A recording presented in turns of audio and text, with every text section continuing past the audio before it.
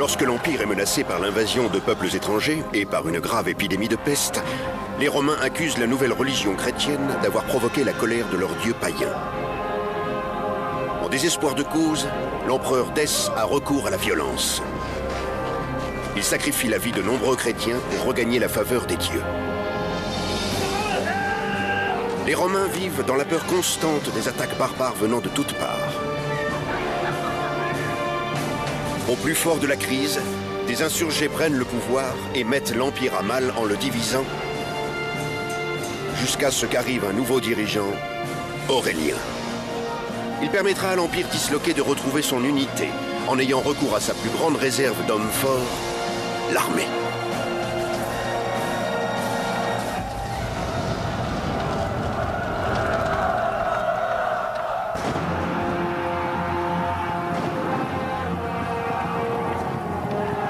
Au milieu du IIIe siècle, l'Empire romain est immense et compte sur ses légions stationnées aux quatre coins de la terre pour protéger toutes ses provinces lointaines.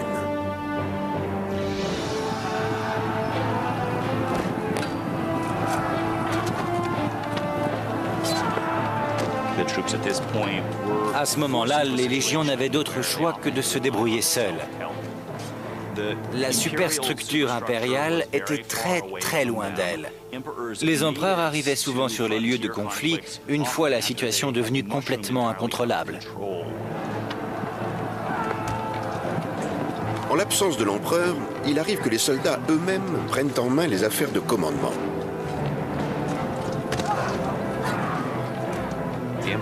Quand l'empereur ne peut pas être présent, il y a un certain flottement. Alors un homme capable de le remplacer se détache et se proclame empereur pour rallier des soutiens parmi les populations locales et repousser les barbares qui menacent l'intégrité des provinces romaines.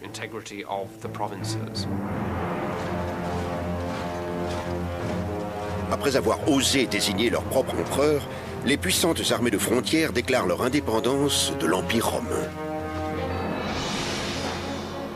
En 269 après Jésus-Christ, au moment où ces armées aux frontières orientales et occidentales rompent avec Rome pour former leurs propres empires, la frontière du nord de l'Italie est attaquée par les barbares alamans.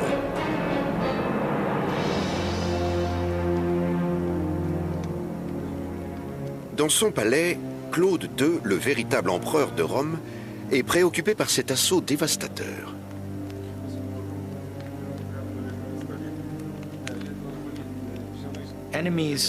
Ces ennemis, venus de l'autre côté des Alpes, ont fait plus qu'envahir l'Empire romain. Pour la première fois depuis des lustres, ils ont franchi les Alpes et pénétré en Italie. Claude demande conseil au commandant en chef de sa cavalerie, Aurélien, un homme solide dont la discipline militaire est décrite par l'historien du IIIe siècle, Vopiscus. Aurélien montra dès l'enfance un caractère extrêmement vif. Doué d'une force remarquable, il se livrait tous les jours aux différents exercices militaires. Il lançait le javelot et tirait à l'arc. Les qualités d'Aurélien seront bientôt mises à l'épreuve, car à la frontière, la situation ne cesse d'empirer. Témoins des ravages, les réfugiés venus du nord de l'Italie en font le récit. Cette invasion rend encore plus dangereux les risques de mutinerie au sein de l'armée. Si des barbares menacent d'envahir l'Empire en franchissant une frontière, sur place, on proclamera empereur celui qui se trouve être le chef militaire de la région à ce moment-là, quel qu'il soit. S'il veut conserver le nord de l'Italie, Claude doit agir vite pour empêcher les forces alamanes de gagner du terrain.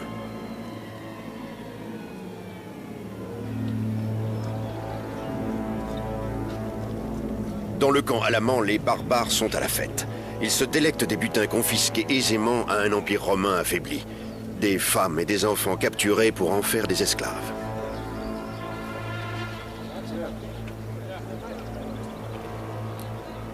Il existe des écrits racontant que des groupes de pillards se sont rendus en Italie et y ont fait un grand nombre de prisonniers. On peut dire que c'était des prises relativement faciles pour ces pillards parce qu'ils s'attaquaient à un empire qui n'était pas au meilleur de sa forme. Les clans d'Alamans ont à leur tête des chefs puissants qui s'assurent de la loyauté de leurs guerriers en leur offrant comme récompense des esclaves de sang romain. Mais l'avidité des barbares est sans fin.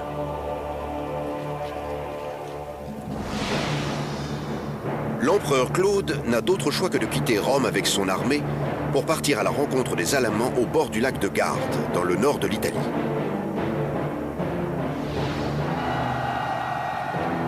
Claude et ses hommes sont confrontés à un ennemi d'une grande brutalité. L'historien du IVe siècle, Amien Marcellin, nous raconte: Ils avancèrent avec plus d'impétuosité que de prudence. Ils fondirent sur nos escadrons en vomissant des injures atroces. Leurs longs cheveux se dressaient, pour ainsi dire, d'horreur.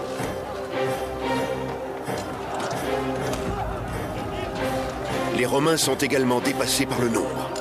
Mais Claude possède une arme secrète, le solide commandant en chef de sa cavalerie, Aurélien. On l'appelait Manu et Ferrum, que l'on pourrait traduire par la main à l'épée, prêt à se jeter dans l'action dès que nécessaire. Digne de son surnom, Aurélien aide Claude à repousser les Alamans en tuant la moitié de leurs effectifs et en renvoyant le reste de l'autre côté des Alpes.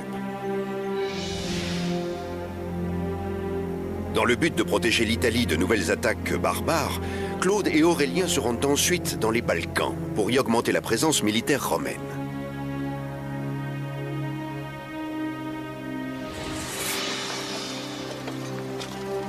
Au cours de cette campagne, l'empereur est victime d'une épidémie de peste.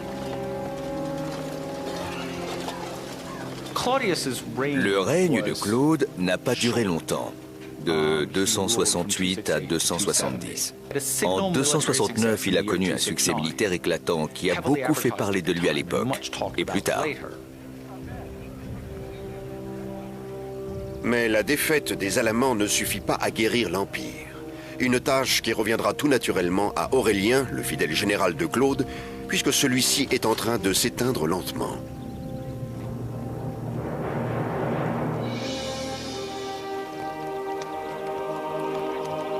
Aurélien est nommé empereur par ses troupes. En remerciement, il offre un sacrifice au dieu des soldats, Sol Invictus, ou Soleil invaincu, le dieu de la victoire, qui est de plus en plus célébré chez les militaires de l'époque. Quelle que soit la cause d'une victoire, quel que soit ce qui vous donnera l'avantage, c'est à ce wagon-là que vous devez accrocher votre étoile. D'origine modeste, Aurélien parvient à la plus haute position de l'Empire grâce à son génie militaire, tout comme un certain nombre de grands généraux l'ont fait avant lui. Au milieu du IIIe siècle, on ne peut pas être un empereur civil. L'empereur est obligé de mener ses troupes au combat car il y a toujours un endroit où aller se battre. Aurélien aura besoin de la loyauté des soldats et de la force de leur dieu pour affronter un ennemi qu'il connaît bien.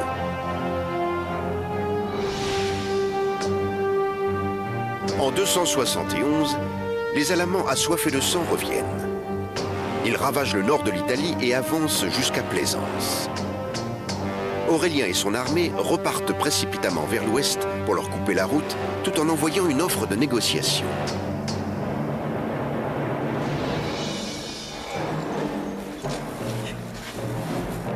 Mais les Alamans ont d'autres projets. Il a invité les barbares à se rendre.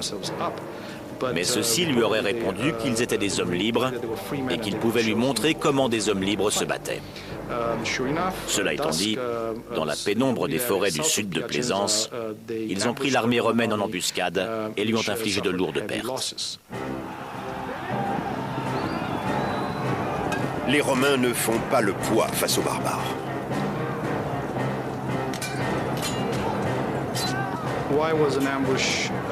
Pourquoi la tactique de l'embuscade était-elle aussi efficace sur l'armée romaine? La réponse se trouve principalement dans l'organisation des soldats romains. On les entraînait à se battre en ligne, en formation.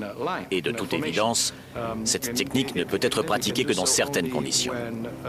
Il est impossible de développer cette formation en terrain boisé. Inutile de dire que les barbares savaient ça.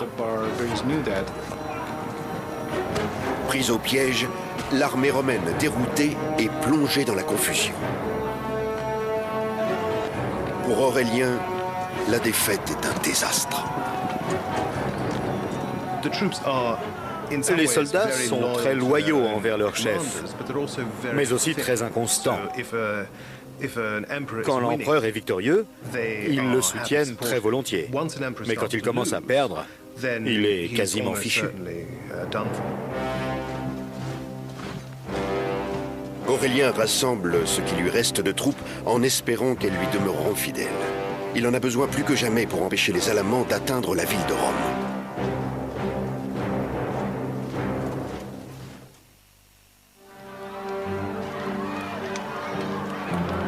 La terreur s'empare des habitants de Rome. Ils craignent l'arrivée imminente des barbares. Désespérés, ils sont nombreux à fuir la ville. La défaite de l'armée romaine, de l'armée d'Aurélien, a créé la panique à Rome, parce qu'il n'y avait pas de force digne de ce nom entre les barbares et la ville.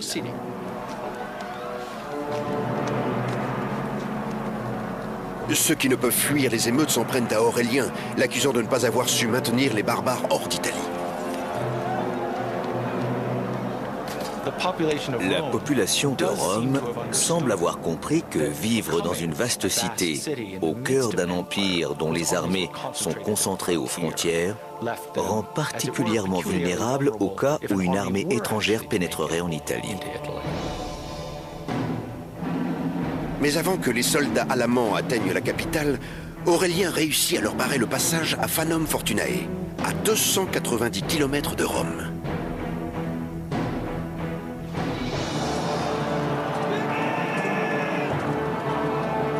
Après sa récente défaite, Aurélien n'a pas d'autre choix que de regagner la loyauté de ses soldats par la victoire absolue.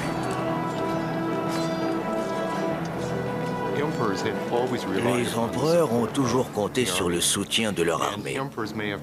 Même s'ils se font les champions de la République, en réalité le pouvoir impérial a toujours dépendu de l'armée. Ensemble, Aurélien et ses soldats administrent une leçon de discipline romaine à leurs ennemis barbares. Les barbares apprennent que l'armée romaine ne leur laisse aucune chance dès qu'elle a l'occasion d'évoluer en formation serrée.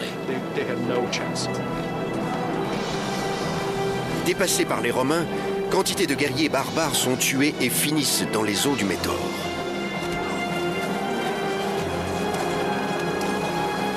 La victoire d'Aurélien chasse enfin les Alamans d'Italie.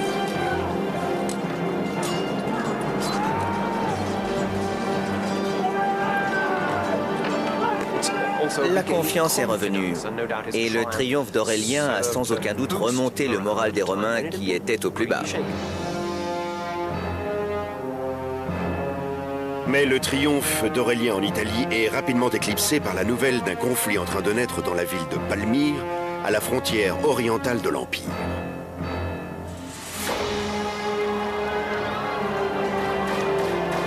Une dizaine d'années plus tôt, bien avant le règne d'Aurélien, les envahisseurs étrangers ont commencé à attaquer durement les provinces orientales de l'Empire romain, dont la Palmyrène, en menaçant de franchir les frontières de plus en plus fragiles. Ce flot continu d'envahisseurs, dont certains étaient extrêmement militarisés et employaient des tactiques auxquelles les Romains n'étaient pas habitués, a causé des problèmes très profonds dans les provinces orientales.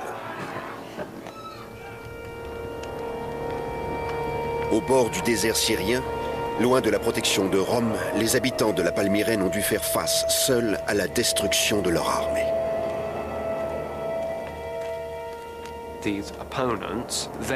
Ces ennemis profitent de l'absence de l'empereur pour prendre le pouvoir, pour repousser les frontières avec succès et pour extorquer des richesses aux Romains.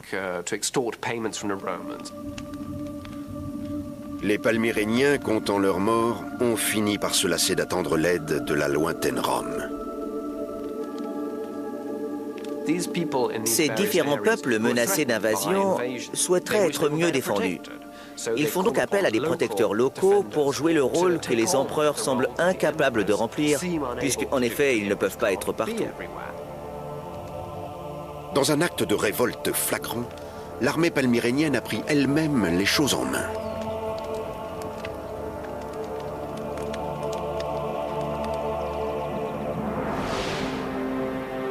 Et par conséquent, les provinces orientales se sont proclamées empire palmyrénien en rompant avec Rome. Une dizaine d'années plus tard, elle défie l'empereur Aurélien en s'emparant de la terre fertile d'Égypte qui appartient alors à Rome.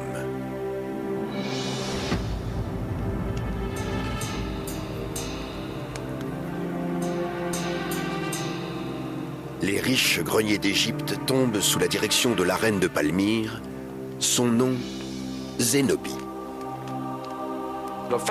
On est fasciné par ce personnage de femme orientale qui exerce un pouvoir considérable, par cette sorte de Cléopâtre de son temps qui, soit dit en passant, cherchait réellement à être associée à Cléopâtre. Elle a tout fait pour qu'on l'identifie à elle, en particulier quand les Palmyréniens ont pris le contrôle de l'Égypte, car elle voulait réconcilier les Égyptiens avec son règne. Une fois l'Égypte sous sa domination, Zénobie jouit pleinement de ses nouveaux pouvoirs. Elle donne l'ordre aux greniers égyptiens d'interrompre l'approvisionnement de Rome en céréales, privant par là même l'Empire de l'une de ses ressources alimentaires principales. L'Italie était le cœur affectif de l'Empire, l'endroit où tout avait commencé. Mais l'Afrique et l'Égypte étaient depuis longtemps le grenier de l'Empire. C'est là que se concentrait la richesse agricole. La reine Zénobie, accompagnée de son fidèle général Zabdas, retient désormais en otage le grenier de l'Empire et envoie à Rome un message clair. Les Palmyréniens ne sont plus impuissants.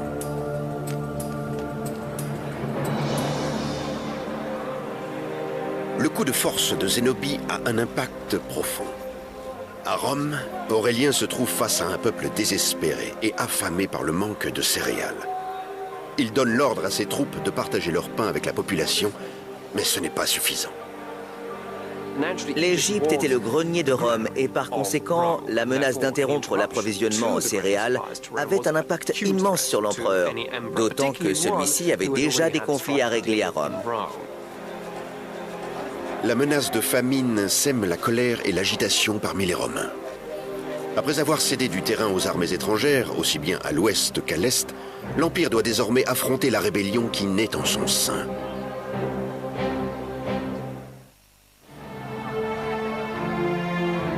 Les Romains se retournent contre leur empereur Aurélien.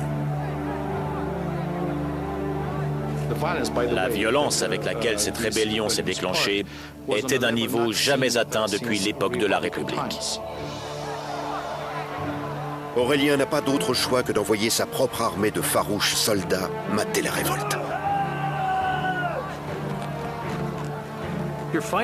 On se bat dans Rome. C'est la guerre civile. Les Romains ont peur parce qu'ils savent combien cela peut semer le chaos et faire des ravages. Peu habitués à se battre en ville, les soldats d'Aurélien, bien qu'invincibles sur un champ de bataille, sont en difficulté. L'armée romaine fait une fois encore preuve de faiblesse lorsqu'elle ne peut évoluer en formation serrée.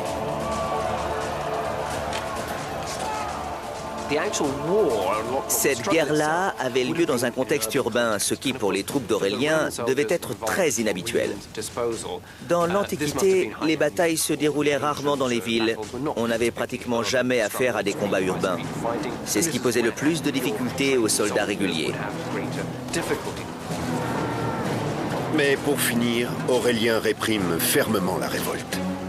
Eutrope, historien du IVe siècle, écrit « Vainqueur des rebelles, Aurélien les traita avec la dernière rigueur.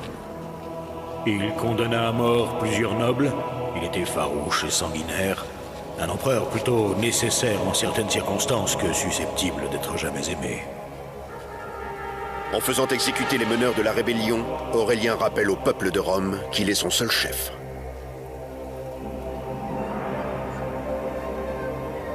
l'empereur a maté la résistance. Il fait reconstruire l'enceinte fortifiée de la ville pour la protéger des forces extérieures. Entre ses mains, Rome sera forte et en sécurité. À la suite de la crise militaire qui a eu lieu dans le nord de l'Italie au début de son règne, l'empereur Aurélien a fait protéger la ville de Rome derrière un nouvel ensemble de murailles. C'était la première enceinte fortifiée importante que l'on construisait à Rome depuis longtemps, depuis près de 1000 ans. Aurélien se penche ensuite sur la crise de l'Empire palmyrénien. Il doit protéger les réserves de céréales afin d'éviter la famine à Rome.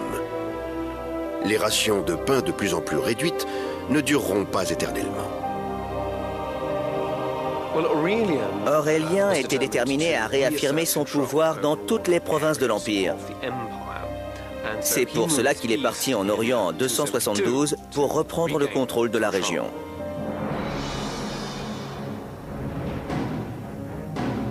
Ses premières cibles sont l'ancienne ville romaine d'Antioche, puis une partie de la Syrie.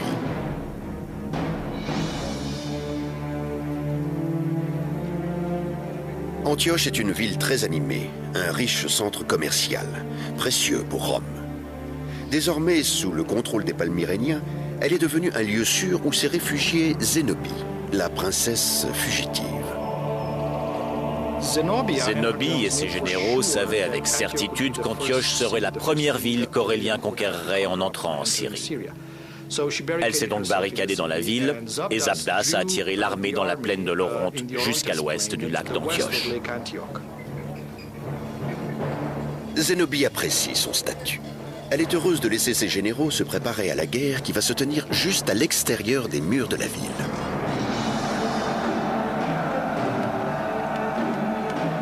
Le général Zabdas y affronte l'armée d'Aurélien.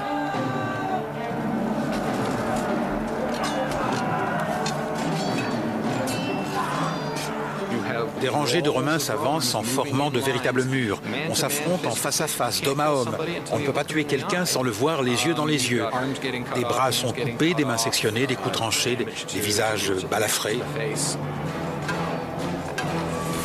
Mais alors que ces fantassins tombent un à un sous le fer des Palmyréniens, Aurélien comprend qu'il devra faire preuve de ruse s'il veut remporter la victoire. C'est au cours de cette bataille qu'Aurélien a donné l'ordre à sa cavalerie légère d'exécuter ce que l'on a appelé plus tard la stratégie de la retraite simulée. La cavalerie légère d'Aurélien simule la fuite et force ainsi les Palmyréniens à la poursuivre, en renonçant à protéger leur ligne principale restée derrière eux. À ce moment-là, la cavalerie romaine a fait demi-tour et les a réduits en pièces. La cavalerie lourde de Palmyre a été détruite et la route d'Antioche s'est ouverte. Le général Zabdas donne l'ordre aux troupes palmyréniennes de battre en retraite. Zénobie et ses généraux repartent pour Palmyre. Aurélien se lance à leur poursuite, déterminé à rattraper la reine avant qu'elle n'atteigne sa ville natale.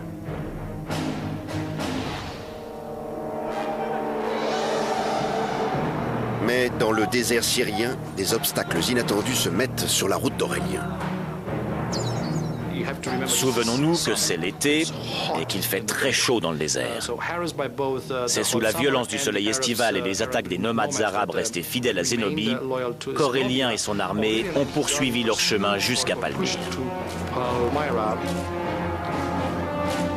Blessé par une flèche, Aurélien prend du retard et laisse le temps à Zénobie d'atteindre Palmyre.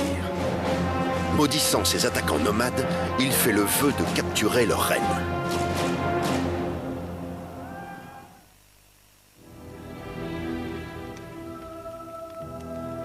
Aurélien, qui a fini par assiéger la ville, somme Zénobie de se rendre. Elle lui écrit une réponse cinglante, dans l'esprit de Cléopâtre, son modèle. C'est par la valeur et non par une lettre qu'on contraint un ennemi à se rendre. Vous voulez ma reddition ? Mais souvenez-vous que Cléopâtre aima mieux mourir que d'être vaincue.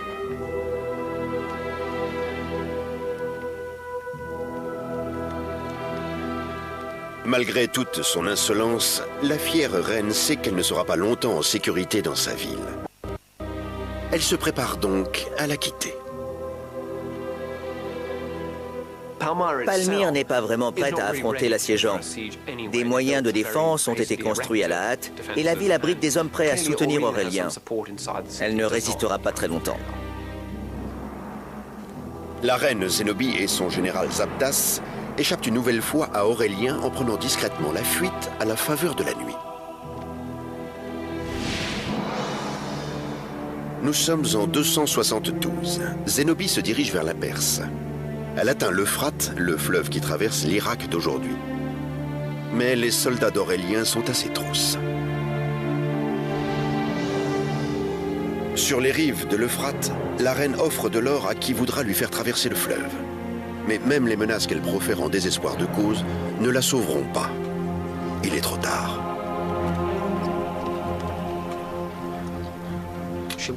Elle a été interceptée et capturée par la cavalerie romaine. Zénobie, ses conseillers et ses généraux ont été faits prisonniers de guerre et jugés. Certaine de ne plus pouvoir s'échapper, la reine sait qu'elle affrontera bientôt Aurélien.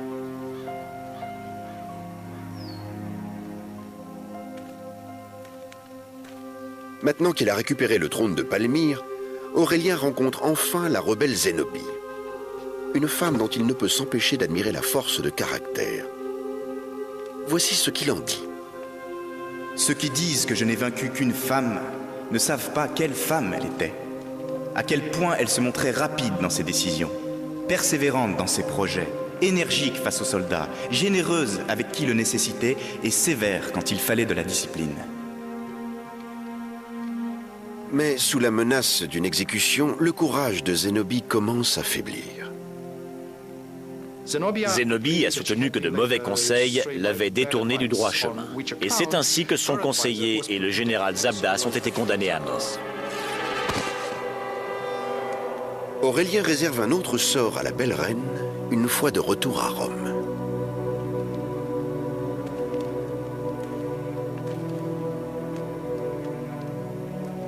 Mais avant de quitter Palmyre, il se rend dans un temple pour y honorer un dieu, le dieu des soldats, Sol Invictus, qui lui a assuré la victoire sur le sol étranger.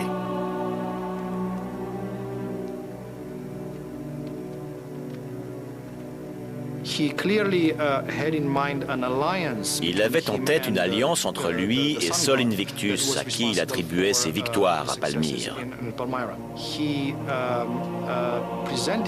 Il se présentait sur ses pièces de monnaie comme l'empereur associé au dieu Sol Invictus.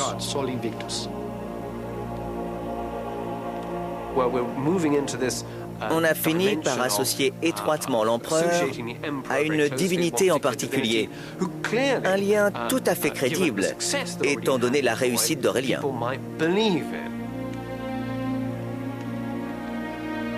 Dans la paix d'un temple oriental, il comprend que seul ce dieu-là pourra unir tous les Romains. Il est vrai qu'il semble avoir participé à la tendance grandissante en faveur de l'universalisme, tant en religion qu'en politique romaine. En offrant en sacrifice son propre sang, Aurélien promet à son Dieu un peuple d'adorateurs.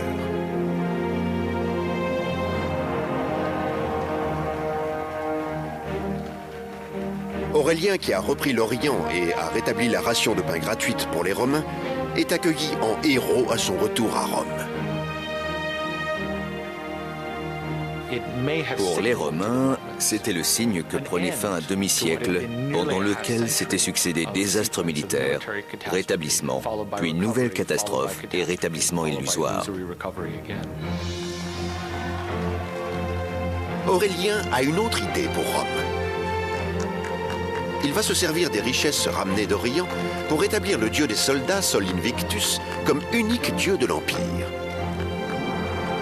La construction d'un nouveau temple débute bientôt. Il hisse ce nouveau culte au même rang que la religion officielle d'État. Il fait construire à Rome un temple magnifique en l'honneur de Sol Invictus, qu'il décore avec le butin ramené de Palmyre. Mais la religion devra attendre un peu. Aurélien a encore d'autres batailles à mener avant que l'Empire soit entièrement réunifié.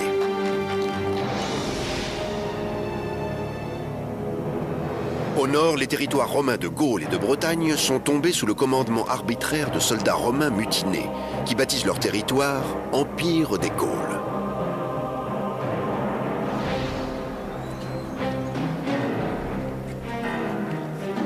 Ressemblant chaque jour un peu plus à leurs ennemis barbares, les soldats gaulois méprisent l'honneur romain et proclament empereur l'arrogant général romain Tétricus. De toutes parts, des soldats proclament leur général empereur. Ces armées se battent donc entre elles, et celle qui finit par gagner la bataille voit son général devenir l'empereur légitime.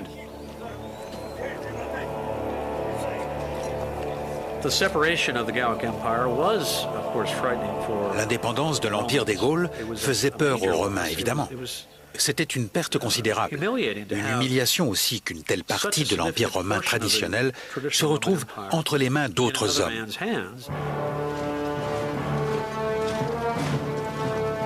Aurélien part précipitamment récupérer les terres gauloises et rétablir la splendeur perdue de l'Empire. Pour cela, il va devoir affronter Tétricus et l'armée gauloise.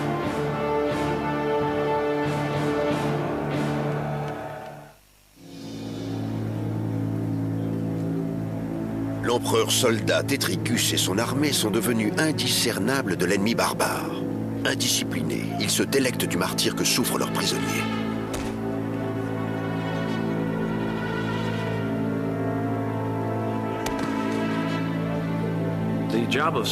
Il était extrêmement dangereux d'être empereur-soldat. Celui-ci était au pouvoir uniquement parce que ses troupes l'avaient proclamé empereur. Mais il était très difficile de se maintenir en place parce qu'il fallait éviter les conflits internes avec d'autres généraux se considérant comme empereurs potentiels.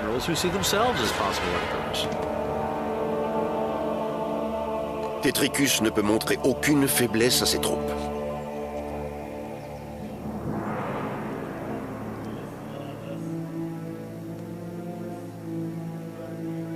Mais dans l'intimité de son palais, il consulte ses conseillers pour tenter de déterminer d'où viendront ses prochains rivaux. Tétricus, en personne, avait dû surmonter au cours des années précédentes un certain nombre de conflits internes, dont certains avaient mené à des effusions de sang assez considérables entre chefs gaulois rivaux. Il a pour projet de léguer un jour le royaume à son fils et d'établir ainsi une dynastie à son nom.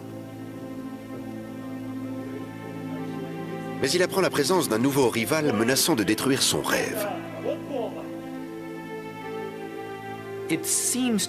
Il était clair pour Tétricus, semble-t-il, qu'à la suite de son triomphe en Orient, Aurélien marcherait forcément sur la Gaule dans le but de la réintégrer dans l'Empire romain. Et effectivement, il était déjà en route. Apprenant qu'Aurélien approche, le versatile Tétricus accuse ses conseillers, invectivant tout le monde autour de lui.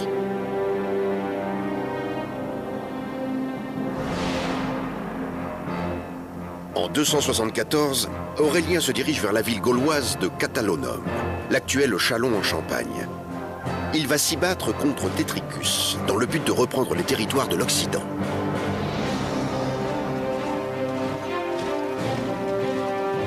C'est dans les bois que les deux camps s'affrontent. La bataille est féroce. L'armée d'Aurélien comprenait une plus grande cavalerie que celle qu'avaient eue les armées impériales traditionnelles jusque-là. Quant à l'armée de Tétricus, elle avait toujours d'importantes légions en faction le long du Rhin. Cette bataille allait se dérouler entre forces assez similaires et équipées de manière assez similaire aussi. Elle en serait donc d'autant plus sanglante et dévastatrice pour les armées engagées. L'armée de Tétricus subit tout le poids de la revanche d'Aurélien. Ayant osé nommer son propre empereur, elle reste un grand danger pour Rome.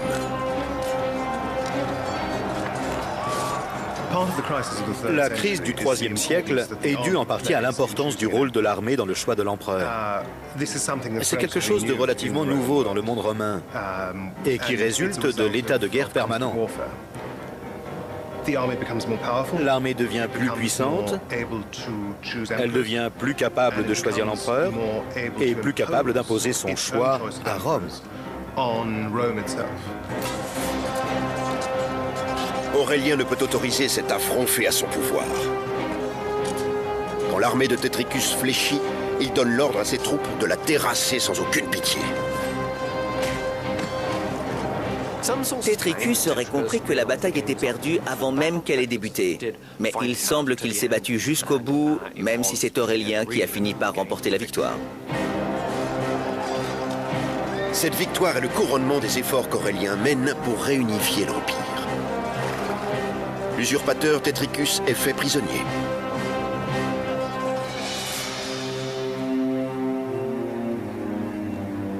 Et finalement, comme il l'a fait avec Zénobie, Aurélien épargne Tétricus. Tétricus en a été le premier surpris, d'autant qu'il était un opposant d'Aurélien en pleine guerre civile, et que ces personnages-là représentent généralement un grand danger, puisqu'ils peuvent se retourner à tout moment contre l'empereur. Aurélien a fait preuve d'une clémence remarquable en épargnant la vie de ses deux principaux opposants. L'armée de Tétricus n'a pas cette chance, car c'est à elle que l'on doit la nomination de l'empereur gaulois rival. Elle va donc payer cette trahison au prix fort.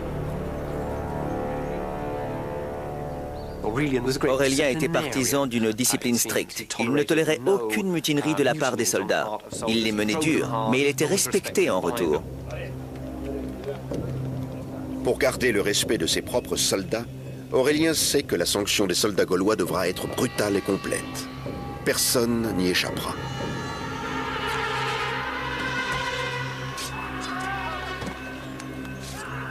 Aurélien était un chef militaire victorieux et à certains égards, un chef militaire assez cruel. Peut-être était-ce nécessaire. Pourtant, il a traité Tétricus de façon remarquablement généreuse.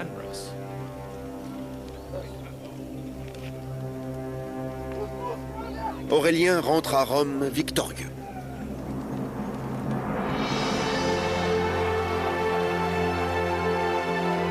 Après 4 ans de campagne militaire ininterrompue, il y célèbre la réunification de l'Empire avec une parade militaire spectaculaire, exhibant les prisonniers de haut rang capturés sur chaque territoire conquis à l'autre bout du monde.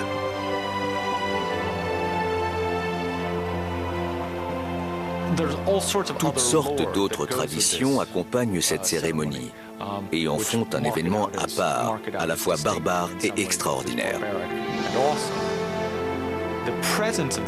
La présence de l'empereur Aurélien à Rome, venu pour célébrer une victoire militaire, est un événement inédit pour toute une génération. Les usurpateurs vaincus, Zénobie et Tétricus, font également partie du défilé. Ils sont la preuve des victoires d'Aurélien à l'Est comme à l'Ouest. C'était humiliant d'être exhibé dans les rues de Rome en tant que chef ennemi capturé. Ça impliquait que vous aviez probablement manqué de courage pour mourir au combat.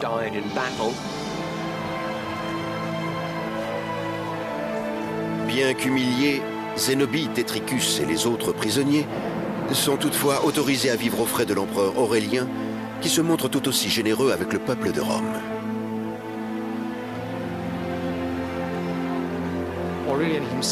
Aurélien en personne distribuait du pain, de la viande de porc, mais aussi, paraît-il, des tuniques blanches en tissu venues d'Égypte et d'Afrique. Il s'agissait donc d'une démonstration de force très généreuse.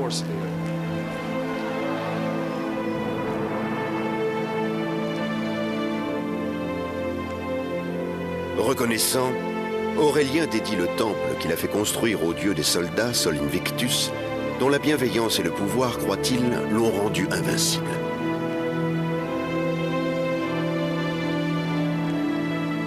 D'après de nombreux spécialistes, cela servait à renforcer le conformisme des populations de l'Empire, dans un but religieux, mais aussi politique, deux domaines qui n'étaient pas très distincts dans l'esprit des Romains.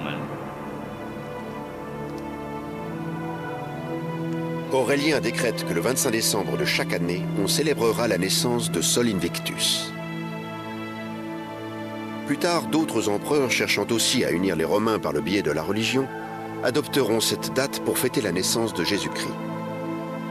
Et aujourd'hui encore, cette fête d'origine païenne, devenue Noël, est toujours célébrée aux quatre coins du monde.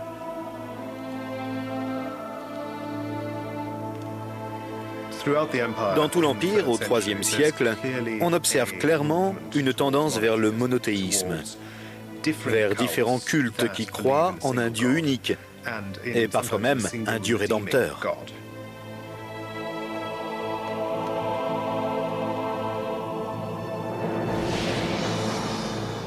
L'Empire romain réunifié s'étend désormais de la Palmyre à la Bretagne. Mais en 275, des barbares dévastent à nouveau une partie du territoire oriental. Aurélien se rend alors en Thrace avec son armée. Il se prépare à la bataille.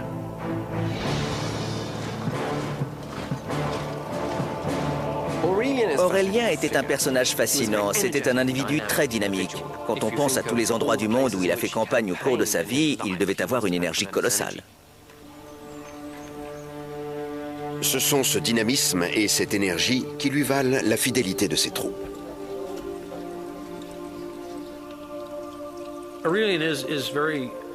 Aurélien a beaucoup de succès en tant que chef militaire. Il connaît bien ses troupes, il travaille de manière très efficace avec elles.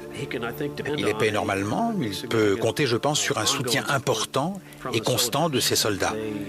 Ils ont confiance en lui et le considèrent comme leur chef. Ayant offert à ses soldats la gloire et les honneurs grâce à des victoires inimaginables, Aurélien ne soupçonne pas une seconde qu'un complot s'ourdit dans leurs rangs.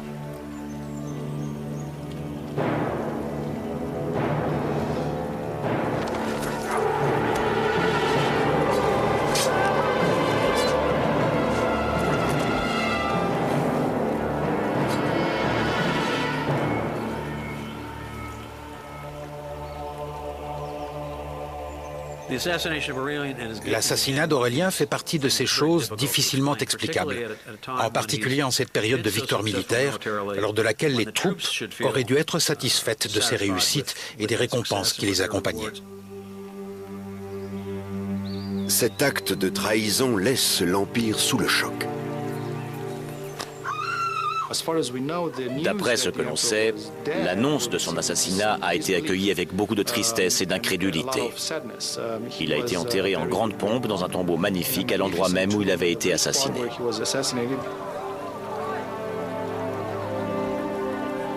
Rome pleure la perte d'un grand empereur, celle de l'homme qui a sauvé l'Empire de la chute assurée. Je pense qu'Aurélien est un personnage important parce qu'il représente le début du rétablissement de Rome, de la résurrection de la machine romaine. Il a également réussi à redonner une unité à l'Empire, à le centraliser en le ramenant entièrement sous son commandement.